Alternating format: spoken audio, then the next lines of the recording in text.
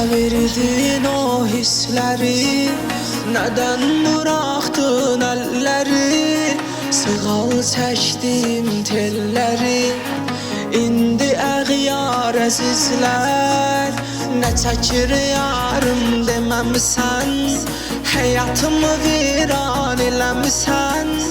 Bəs deyirdin ki sevirsən, hanı verdin o sözlər? Gözlər yolunu gözlər, qoydun qəlbə izlər. Gəlməsən nazlı yarım, qəlbim buna dözmər. Getdin sən niyə getdin? Çəkdim acıları çəkdim. Hər gün yoxluğumda şam kimi əriyib bitdim. Gözlər yolunu gözlər, qoydun qəlbə izlər. Gəlməsən nazlı yarım, qəlbim buna dözmər. Getdin sən niyə getdin?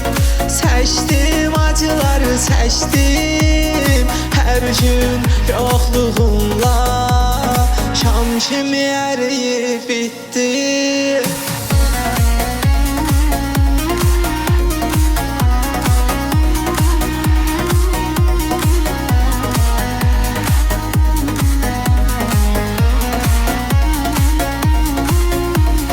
Boşa verdin o hisleri, neden bıraktın elleri? Sığal çəkdim telleri, indi əğyar əzizlər. Nə çəkir yarım deməmsən, həyatımı viran eləmsən.